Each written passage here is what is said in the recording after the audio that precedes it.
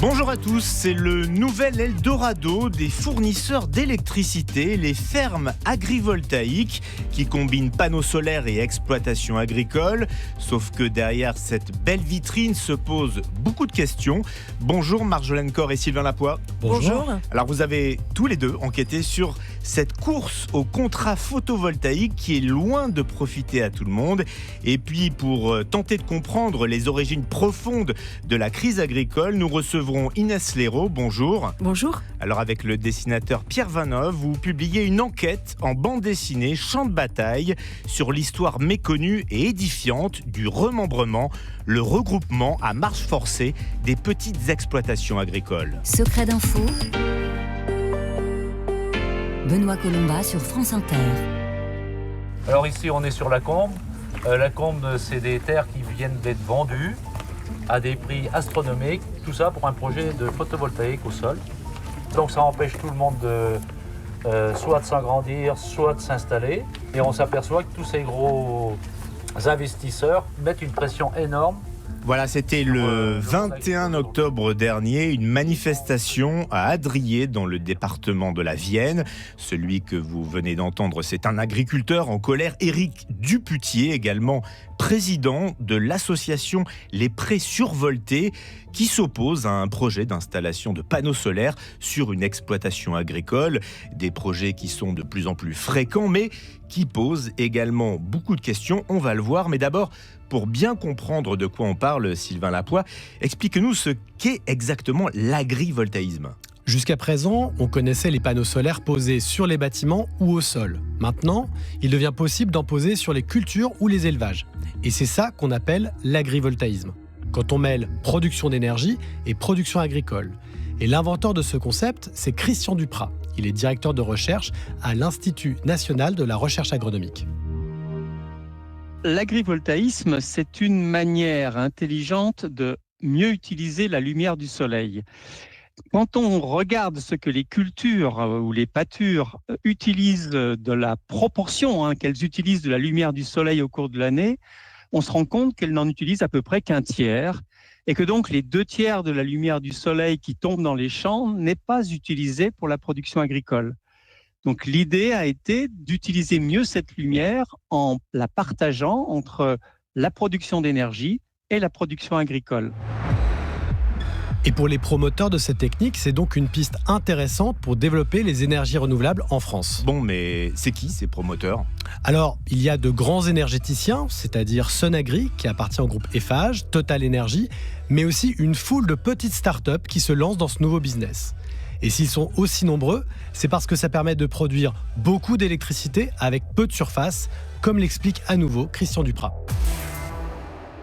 L'agrivoltaïsme a un potentiel de production très important, tout simplement parce que la lumière du soleil est généreuse et qu'elle est répartie sur nos 25 millions d'hectares d'agriculture française et que là, on a la possibilité de faire beaucoup d'énergie. Le rêve de tous les électriciens, c'est de faire du panneau photovoltaïque sur les terres agricoles parce que les terres agricoles sont en général plates. Pour eux, c'est le Graal absolu, c'est-à-dire de faire de l'électricité pas chère avec des effets d'échelle importants sur les terres agricoles. Le problème, la loi française interdit l'accès aux terres agricoles, sauf sous forme d'agrivoltaïsme. Le Graal absolu et donc l'agrivoltaïsme, ça ouvre grand la porte aux terres agricoles pour les énergéticiens. Oui, parce que ça permet de poser beaucoup plus de panneaux solaires que sur des bâtiments. Sur le papier, c'est donc moins cher et plus rentable. Sauf que pour ça, il faut quand même l'accord des agriculteurs. Comment ils sont démarchés ? Pour comprendre comment ça se passe, j'ai rencontré Benoît Deschamps. Il est agriculteur en bio dans le sud de la Vienne, où il élève des moutons et cultive de quoi les nourrir sur 150 hectares. Et voilà comment ça s'est passé pour lui. Alors moi, c'est un ami, tout simplement, au foot, qui m'a dit tu serais pas intéressé par une centrale photovoltaïque chez toi ? Je dis pour les éoliennes, personne ne m'a contacté. Oui, éventuellement, il faut voir, quoi. Et en fait, ça s'est fait dans la semaine. Donc je me suis inscrit directement sur un site, la ferme solaire. Dans les semaines qui ont suivi, j'avais 3 développeurs chez moi et puis qui m'expliquaient un petit peu comment ça allait se passer, quoi. J'ai eu l'impression en fait de passer un entretien d'embauche avec ces gens-là. J'ai tout de suite compris que Ils voulaient savoir si réellement j'étais motivé à produire. Parce qu'en fait, ce que ces gens-là recherchent, c'est à tout prix des agriculteurs qui sont en activité. Et finalement, alors, qu'est-ce qui s'est passé ? Eh bien, l'affaire s'est conclue en quelques semaines. Il a signé un contrat pour 55 hectares de panneaux et ces panneaux sont surélevés pour que les moutons puissent paître en dessous. Sauf que ça ne se passe pas toujours aussi bien. Oui, écoutez ce qui est arrivé par exemple à Noéma Bélinger. Elle est éleveuse à Chassier, en Charente, et elle n'est pas du tout favorable à ce type de projet. Et elle l'a fait savoir. Malgré ça, voilà ce qu'elle a vécu. On a commencé à recevoir énormément de coups de téléphone, jusqu'à 10-15 coups de téléphone par jour, des courriers nous sollicitant pour des rencontres, etc., dont un courrier où est ajoutée une photo du plan cadastral où nos terrains sont délimités, et ces 20 hectares, ils nous expliquent que ça les intéresse et qu'ils veulent absolument les récupérer, machin. Et depuis, c'est incessant. On a des véhicules qui viennent, qui tournent dans notre cour, etc. Donc on est absolument harcelés, voilà. Et le cas de Noéma Bélinger n'est pas isolé. De nombreuses associations ont été créées en France pour lutter contre l'agrivoltaïsme ces derniers mois. Et est-ce qu'ils sont si nombreux que ça, ces projets d'agrivoltaïsme de plus en plus contestés ? En fait, c'est très difficile d'avoir une liste complète de tous les projets. Au cours de notre enquête, on nous a cité plusieurs fois le chiffre de 1 million d'hectares. 1 million d'hectares, mais là, de quoi on parle exactement ? Là, on parle juste des projets qui sont en cours de négociation. Pour vous donner une idée, 1 million d'hectares, c'est la surface de la Gironde, le plus grand département de France métropolitaine. Et ce que vous avez découvert, c'est que ce chiffre, effectivement impressionnant, il semble largement surdimensionné par rapport aux besoins. Et oui, et celui qui nous le confirme, c'est même Antoine Nogier, le président de France Agrivoltaïsme, l'association professionnelle qui vise justement à promouvoir la filière agrivoltaïque. Avec 200 000 hectares, la transition énergétique est saturée. Vous voyez que donc, s'il y a 1 million d'hectares, ça fait déjà beaucoup plus qu'il n'en faudra. Ce sont des milliers de projets, peut-être même des dizaines de milliers de projets qui sont en développement aujourd'hui. Il n'y a rien de plus tentant que l'espace agricole. Vous voyez qu'il est quasiment illimité. Il est fondamental d'évaluer la qualité des projets pour sanctionner tous les projets qui n'ont pas d'impact ni de sens. Et dans les faits, la France vise plutôt 100 000 hectares de panneaux solaires à l'horizon 2050, donc 10 fois moins que le nombre de projets en cours. Ce qui montre bien qu'on est dans une course au contrat photovoltaïque, et cette course, elle attire des intermédiaires qui veulent profiter de la manne. Comme le constate Olivier Dauger, il s'occupe du dossier énergie auprès du syndicat agricole majoritaire, la FNSEA. C'est les commerciaux qui ont repéré qu'il y avait une manne quelque part, donc ils vont faire signer les gens. Et ils disent, moi je l'ai fait signer, donc ce n'est pas des énergéticiens, c'est des gens qui sont allés dans les fermes en disant, voilà, si vous me mettez à disposition une promesse de bail sur telle et telle terre, on peut vous proposer un projet photovoltaïque avec des revenus. Donc forcément, ça a marché. Et eux sont allés voir les développeurs et on dit, voilà, nous on a 10 000, 20 000, 30 000 hectares signés, ça vaut tant, donc signé en bas de la page. Mais face à ce nouveau marché qui, on l'a compris, suscite pas mal de convoitises, et là je me tourne vers vous, Marjolaine Corre, est-ce qu'il y a un cadre légal qui pose des limites ? Oui. Depuis mars 2023, la loi sur l'accélération de la production des énergies renouvelables est venue mettre un peu d'ordre dans tout cela, notamment en limitant le nombre de panneaux sur les surfaces cultivées. Parce que pour que l'agriculteur s'en sorte, il faut qu'il maintienne un certain niveau de production pour conserver sa marge. Et ça, c'est un difficile équilibre à trouver selon le chercheur Christian Duprat. On ne peut pas avoir trop de panneaux photovoltaïques. C'est-à-dire que si vous mettez autant de panneaux photovoltaïques sur les cultures que ce qu'on met habituellement au sol, quand on fait une centrale classique, alors il n'y a plus assez de lumière pour les cultures et le rendement va baisser. Et la difficulté pour l'agriculteur, c'est qu'en France, si le rendement baisse, très rapidement, la culture peut devenir non rentable, parce que les marges agricoles sont très faibles. Il y a des cultures, si vous passez de 100% du rendement à 80 ou 70% du rendement, ça ne vaut plus le coup de semer ou de les mettre en exploitation parce que le bénéfice à la fin, la marge, comme on dit, sera nul. Autrement dit, il est possible de mettre des panneaux sur des cultures ou des élevages, mais jusqu'à une certaine limite. Et justement, la loi, elle fixe quelle limite ? C'est là où il y a un problème. La loi permet des installations avec ce qu'on appelle des taux de couverture importants, c'est-à-dire avec beaucoup de panneaux photovoltaïques par hectare. Elle limite ce taux à 40%, c'est-à-dire à 4000 mètres carrés de panneaux par hectare pour les grandes installations. Et d'après Christian Duprat de l'Institut de recherche agronomique, l'INRAE, ça ne peut pas marcher. Toutes nos études à l'INRAE montrent qu'au-delà de 20% de taux de couverture, nous avons des baisses de rendement significatives pour pratiquement toutes les cultures. Donc de ce point de vue-là, la réglementation n'a pas limité le taux de couverture des installations agrivoltaïques et elle demande donc aux agriculteurs de faire des miracles. Donc ce qu'on comprend, c'est que le revenu provenant de l'agriculture risque mécaniquement de baisser, mais quel est le problème si d'un autre côté c'est compensé par les revenus provenant des panneaux photovoltaïques ? C'est que la loi ne permet pas ce type de compensation. Elle oblige les agriculteurs à garder le même niveau de production, quel que soit le nombre de panneaux installés, ce qui est une mission quasi impossible. Mais alors, pourquoi avoir autorisé l'installation d'autant de panneaux si les agriculteurs n'y trouvent pas forcément leur compte ? Je vous avais dit que la loi avait été votée en mars 2023. Le décret d'application de cette loi pour l'agrivoltaïsme est paru 1 an plus tard, tellement les négociations ont été difficiles.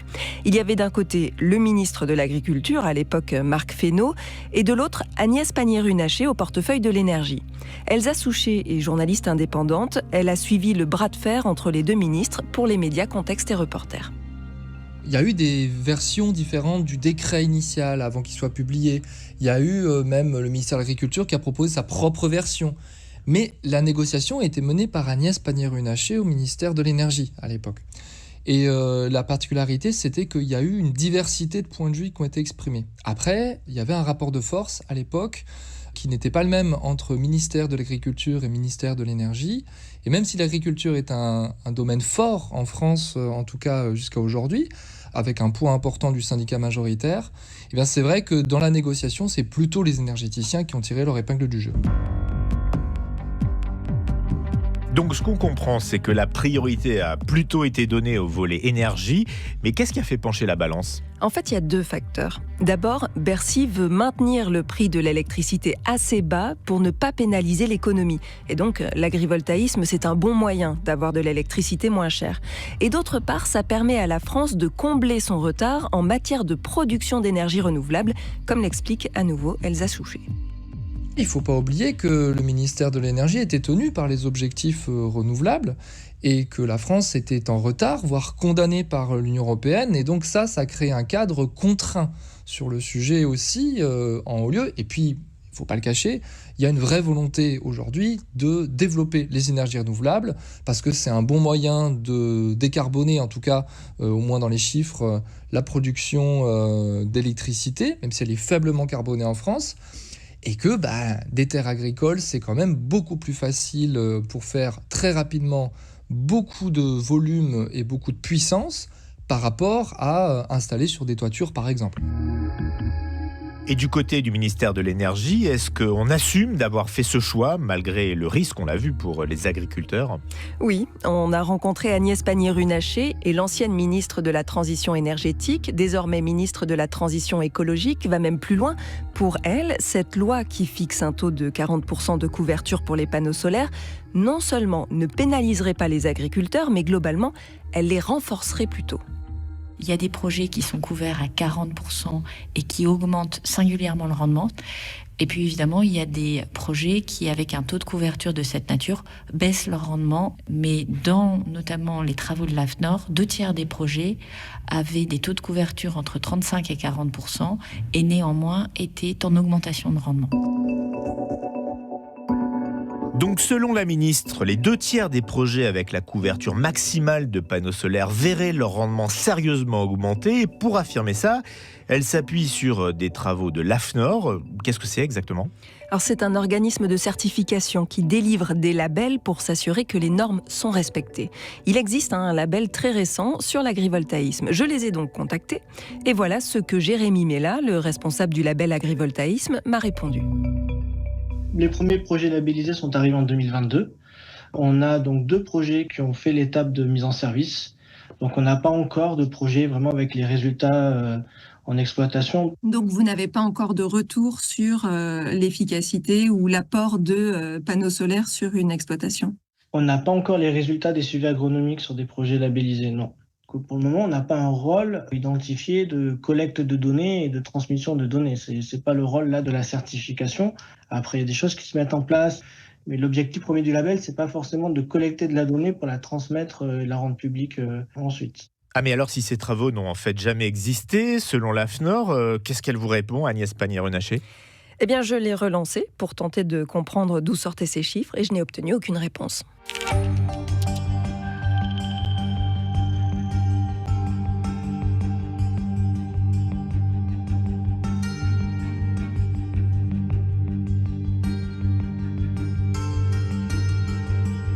France Inter, Secret d'info, Benoît Colomba. Alors on a vu que l'agrivoltaïsme était en plein boom en France et que la loi semblait plutôt favorable aux énergéticiens. Voyons maintenant avec vous, Sylvain Lapoix, comment ça se passe sur le terrain, parce que ces projets d'agrivoltaïsme, ils posent des questions très concrètes. Ah oui, sur les paysages, la faune, la flore. Roselyne Serrieille est agricultrice dans le sud de la Vienne, à Mouters-sur-Blourde. Et depuis 1 an, les projets agrivoltaïques se multiplient autour de chez elle. Et quand elle a appris que chaque projet serait cerné d'une clôture de 2 mètres de haut, ça lui a un peu donné le vertige. C'est pas possible. On peut pas clôturer des hectares et des hectares à 2 mètres de haut. C'est-à-dire le gibier, tout ce qui est chevreuil, cervidés, sangliers, il n'y a plus accès à ces parcelles-là. Donc c'est concentration sur les autres parcelles, c'est concentration sur les routes. Donc plus d'accidents, plus de problèmes comme ça, quoi. Et au bout d'un moment, cette faune sauvage, elle ne pourra pas vivre. Parce qu'il faut qu'il y ait un mélange, il faut que ça circule, il faut que ces animaux et nous, on va être clôturés. C'est nous qu'on sera parqués entre ces parcs, en fait. Et ces nuisances sur la faune, Régis Ouvrard les observe déjà. Il est administrateur de la Ligue de protection des oiseaux de Poitou-Charentes. Un oiseau, quand il vole à ras le sol face à un panneau photovoltaïque ou s'il reflète le ciel, il peut rentrer en contact avec le panneau et le heurter. Bon, ça, c'est des choses qui peuvent être assez facilement évitables en mettant des films qui réduisent l'effet miroir sur le panneau. Et puis, on a des phénomènes également d'insectes qui viennent pondre sur les surfaces vitrées, croyant y trouver une mare, par exemple. Et encore plus préoccupant, la Ligue de protection des oiseaux ajoute que le changement de température et d'ombre sous les panneaux solaires pourrait perturber la faune et la flore. Et face à toutes ces inquiétudes, que ce soit l'impact sur l'environnement ou le risque d'une marge pas vraiment satisfaisante pour les agriculteurs qui installent des panneaux solaires, il y a de plus en plus de territoires qui, tout en respectant la loi, mettent leurs conditions. Oui, par exemple la région Normandie. Son président, Hervé Morin, a mis en place des règles spécifiques avec la Chambre d'agriculture. On veut des petits projets, parce que au moins que ça ne soit pas capté que par 1 ou 2 exploitations. Si vous avez des très grands projets, on va très vite arriver aux volumes qui sont imposés par le gouvernement, par région, sur l'énergie produite par tel ou tel mode. Et donc, clairement, ce que nous voulons, c'est que si ça doit être un revenu accessoire d'exploitation agricole, il faut que ça puisse profiter au plus grand nombre. Et que ça profite au plus grand nombre, dit Hervé Morin. Est-ce que ça veut dire que c'est pas forcément le cas jusqu'à présent ? Oui, ce qui ressemble sur le papier à une rente agrivoltaïque, on voit déjà qu'elle oblige à certaines adaptations. Parce que, comme on l'a vu, ajouter des panneaux sur des cultures ou un élevage, c'est un modèle fragile. Vous vous souvenez de Benoît Deschamps, oui, l'agriculteur qui va installer 55 hectares de panneaux à Adrier, dans le sud de la Vienne ? Eh bien, il produit des céréales et élève des moutons. Jusque-là, il cultivait des céréales sur les terres où il va poser les panneaux solaires. Et pour ne pas risquer de perdre une partie de ses revenus, il préfère modifier le fonctionnement de sa ferme. La transformation ferait que on supprimerait une partie des céréales pour agrandir en fait le troupeau d'élevage. Je passerai de 235 à 500 brebis sur Adrier. Ce seraient ces brebis-là qui prendraient plus ou moins la place des céréales anciennement. En fait, ça transformerait la ferme principalement en une ferme d'élevage. Donc ce qu'on comprend, c'est que ces projets photovoltaïques pourraient peser, changer le mode de fonctionnement de ces fermes. Mais il y a aussi un autre phénomène que vous avez constaté, Marjolaine Corre. Oui, c'est le fait que les énergéticiens ne se contentent finalement pas de proposer un bail aux agriculteurs. Ils peuvent parfois investir dans des propriétés. C'est en tout cas ce que constate Nicolas Fortin, secrétaire national de la Confédération paysanne. Nous, on pensait vraiment que c'était pour l'instant des projets portés par les agriculteurs qui allaient voir le jour. Mais là, on voit déjà les effets complètement pervers du modèle, puisque là, ce sont bien des investisseurs qui viennent ici pour acheter une ferme, dans l'optique, en fait, de la valoriser pour faire de l'agrivoltaïsme. Donc là, ils participent bien sûr à la surenchère sur les terres. Et donc là, on instaure une concurrence complètement déloyale entre la production agricole, qui est pour nous essentielle, la production alimentaire et la production énergétique. Alors une surenchère sur les terres et une concurrence déloyale, il faut expliquer. Eh bien, pour rester sur l'exemple du sud de la Vienne, les énergéticiens sont prêts à mettre 8 000 € de l'hectare pour acquérir une ferme, alors que le prix moyen de l'hectare dans ce territoire est plutôt de 3 000 €. Et pour les agriculteurs qui veulent s'installer, c'est impossible de s'aligner. Et puis il y a un autre risque que vous avez identifié. Oui, c'est celui de voir des agriculteurs à l'âge de partir en retraite choisir de conserver leur exploitation pour garder leurs revenus issus des panneaux photovoltaïques et du coup empêcher l'installation de nouveaux agriculteurs. Gisèle Jean est maire du village de Caux dans la Vienne. Elle a recensé près de 5 000 hectares de projets agrivoltaïques en attente de validation par sa communauté de communes et dans beaucoup de ces projets, elle retrouve un profil bien particulier. Dans les profils que nous avons aujourd'hui, nous avons un certain type d'agriculteur qui va être à la retraite et qui s'inquiète parce que les retraites des agriculteurs sont quand même relativement faibles, voire pour certains très faibles. Donc là, on a une opportunité, c'est-à-dire qu'à la fois, on a des personnes qui font pression, les entrepreneurs, on va dire, d'énergie, et de l'autre côté, on a des gens qui s'inquiètent pour leur avenir. Et quand on croise les deux, on s'aperçoit qu'il y a, il y a un potentiel qui favorise l'agrivoltaïque. Alors on va bientôt conclure, mais ces projets agrivoltaïques par rapport à ce qui était annoncé pour les agriculteurs, est-ce que finalement c'est une si bonne affaire que ça ? On a vu qu'au départ, les énergéticiens ont fait miroiter des chiffres mirobolants. Ils ont laissé entendre aux agriculteurs qu'ils pourraient toucher jusqu'à 5 000, 8 000 € par hectare et par an. Mais dans les faits, selon Olivier Dauger de la FNSEA, les vrais revenus seraient bien inférieurs à cela. Ce qui va être partageable, c'est autour de 2 000 € par an, par hectare. Le partage, il se fait avec le fermier et souvent, il y a un propriétaire. Donc l'idée, c'est un partage, c'est 50-50, 60-40. Encore une fois, on est sur des contrats privés, donc ce qui fait à peu près autour de 1 000 € chacun par hectare et par an venant de la partie électrique. Donc si on prend par exemple une exploitation avec 10 hectares de panneaux solaires, ça ferait 10 000 € annuels de revenus pour l'agriculteur, ce qui reste malgré tout un appoint intéressant, en parallèle des revenus agricoles qui, on le sait, peuvent fluctuer et être parfois très maigres.